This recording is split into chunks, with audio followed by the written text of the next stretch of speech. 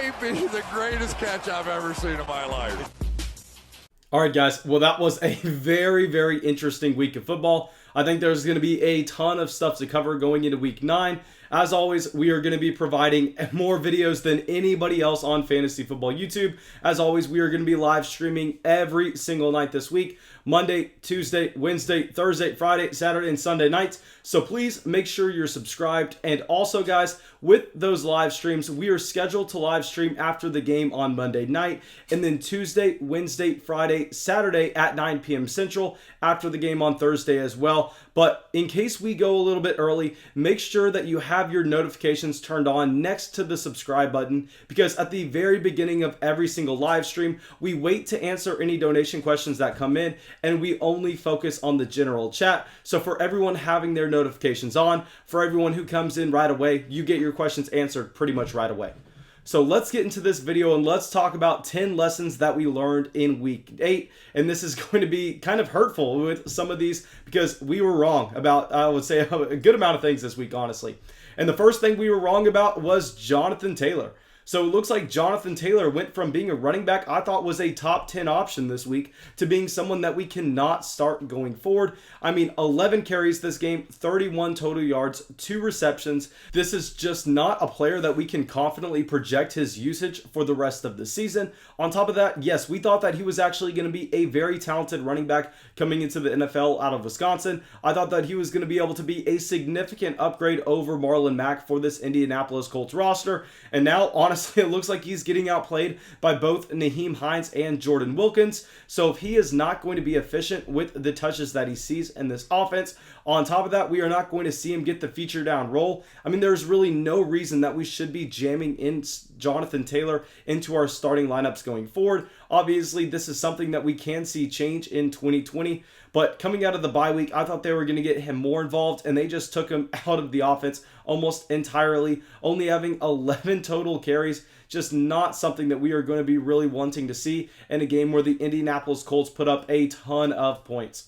Okay, now our next lesson learned is that it looks like Dalvin Cook is just going to be a straight up league winner for anyone who drafted him. I think that we had him sitting around RB3 or RB4 in our rest of season rankings, but even this looks like it may be too low. I think at this point, the only guy that we know for sure we would rather have over Dalvin Cook in fantasy football would be Alvin Kamara, and clearly you are wanting Dalvin Cook over any wide receiver, including Davante Adams, including DeAndre Hopkins, just because coming off a game where he went over 200 total yards, 4 touchdowns, 30 carries. I mean, this is something that, honestly, we're going to be able to project this workload going forward. And on top of that, we could end up seeing him have this efficiency near the top of the NFL every single week. I mean, it looks like Dalvin Cook is just not someone that you're going to be able to replace in your fantasy football starting lineup.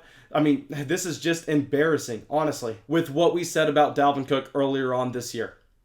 Now, J.K. Dobbins is going to be our third main storyline in Week 8. He is looking like he is really going to be able to emerge and maybe take this feature down role in Baltimore. Yes, Mark Ingram was out this game, but it seems almost impossible for this coaching staff to see J.K. Dobbins come out, have 15 carries for a total of 122 yards, adding on his 1 reception, and then decide to give him the same role that he had going into the week. I'm just absolutely insane with the efficiency that we saw from J.K. Dobbins. And what was actually nice is it's not like he did this off of one 80-yard run that really boosted his yards per carry. No, his long run in this game was actually 28 yards. So he was consistently making plays for this Baltimore Ravens offense. And knowing that this was a running back we were extremely excited about coming into the NFL draft. Yes, we did not get to see him at the NFL Combine, but we knew based on his testing at Ohio State that he was actually near the top of the league in running back athleticism. Obviously, this is also a running back that has shown to provide value in the passing game. So honestly, I think we are looking at this guy just be a 3-down workhorse going forward. But I probably used the wrong word there with workhorse. Let me try to rephrase that. He is going to be someone that may be an auto start player for you every single week. He's going to be a little bit more like an Aaron Jones or an Alvin Kamara, where he does not need to see every touch in his backfield to be highly efficient, just because the touches that he's seeing in this offense are the high value touches, and he is just a very, very talented player where we know he's not going to need to see 20 touches a game to provide you high-end running back 2 production. Okay, now our next lesson learned is actually going to be about 2 players, and 2 players I was extremely high on coming into the week, and this is our biggest whiff this week. Hollywood Brown, Mark Andrews, not guys who we thought they were. Very disappointing to see Lamar Jackson not be able to take that step forward. Like I said multiple times going into this week, I thought that we were going to see Lamar Jackson kind of return to his 2019 self because he had been dealing with the knee injury for about the previous 3 weeks going into that bye week where he had to actually go and get that knee drained. He was on multiple practice injury reports. Obviously, he played every game and was never in doubt to play in the game, but they had drastically changed their game plan and turning him a little bit more into a pocket passer, which severely limited this offense. And we thought that he was going to be 100% healthy coming out of this week. He was going to be able to elevate everyone in the offense, and that just did not happen. We saw Hollywood Brown really save his day from being an absolute nothing based on a touchdown reception. On top of that, Mark Andrews, yes, he did get the targets, but he was not really able to do anything with them. So, I mean, just not 2 players that we are going to be excited about going forward, and that's something I really whiffed on. Now, something I didn't whiff on and something that we got so much hate for last week was me telling y'all to sell Diontae Johnson high. And what was my argument? My argument was that yes, Diontae Johnson is a very talented wide receiver, but the problem is with looking at Diontae Johnson, he is playing in an offense that has 2 other great receiving options, and these Pittsburgh Steelers wide receivers are going to be volatile week to week, where it's going to depend on the game plan on who is getting targets, who is going to be getting the looks in the red zone. And this week, it was not Diontae Johnson, and that's why I was trying to get y'all to sell high on Diontae Johnson last week. I was advising to sell him for a Terry McLaurin. Y'all were telling me I was crazy. Y'all were kind of making fun of me with my rest of season wide receiver rankings. The fact that I did not have Diontae Johnson in the top 24. I had players like Cooper Kupp and Robert Woods ahead of him.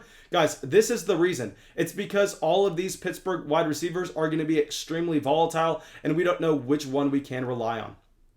Now, our next lesson learned is something that pretty much everyone in the flock knew, but if you looked at any other fantasy football podcast, it was kind of crazy with them having a narrative that no Odell Beckham Jr. was going to be good for Baker Mayfield, and we said no, that was going to be the exact opposite, and that Odell provided this team field stretching capabilities that they desperately needed, and the offense was going to take a significant step out without Odell Beckham Jr., and that's exactly what we saw. Baker Mayfield had about 120 passing yards, no touchdowns. The Cleveland Browns could not get anything going against the Las Vegas Raiders defense that's not even near the top of the league by any means. So with Baker Mayfield, I think that if you're rostering him on your fantasy football team, you are doing yourself a disservice. Just cut him, just stream the position. On top of that, I think that we are not really going to be able to expect a ton of production coming from any one of these wide receivers just because it looks like the offense is going to have a very hard time moving the ball down the field. Now, something that helped us a ton in all of our Superflex Dynasty Fantasy Football rosters is it looks like Drew Lock has some life in him. Drew Lock going out and throwing for 3 passing touchdowns as well as almost 250 yards against a very good Los Angeles Chargers defense is extremely appealing when we are looking at this Denver Broncos skill position group going forward. Yes, we really like the talent of a Noah Fant. We really like the talent of a Jerry Jeudy, but we did not think we were ever going to be able to rely on at least a Jerry Jeudy in our starting lineup, and we are really kind of trending downwards on Noah Fant with the play that we had seen from Drew Lock, but this was an extremely impressive performance against a good defense. So here, I think we can be a little bit more confident with these Denver Broncos skill positional players.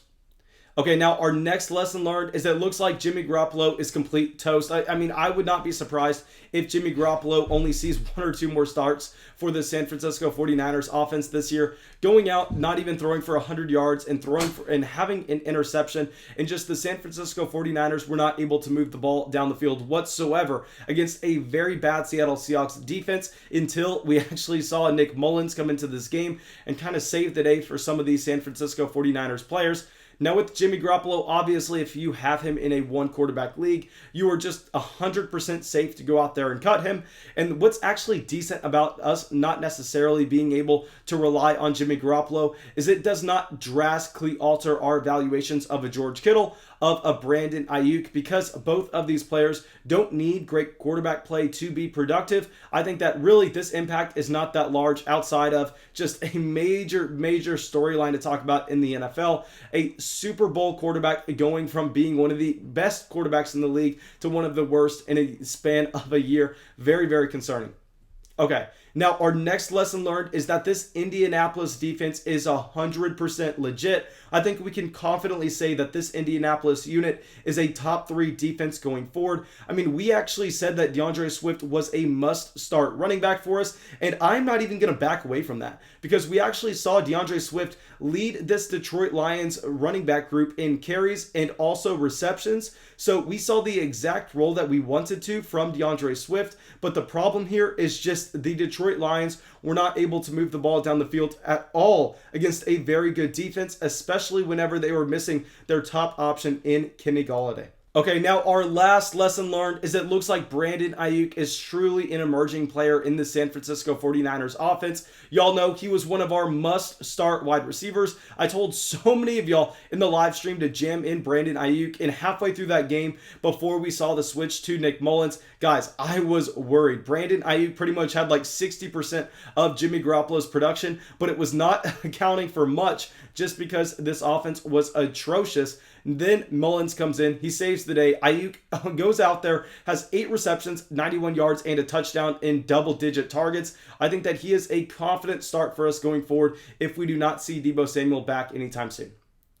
But thank you guys. I really hope y'all enjoyed this video. I really hope y'all got something from it. As always, if y'all did, please make sure you go down there, drop a like, leave a comment, subscribe to the channel, and yeah, I'll see y'all in the live stream on Monday night.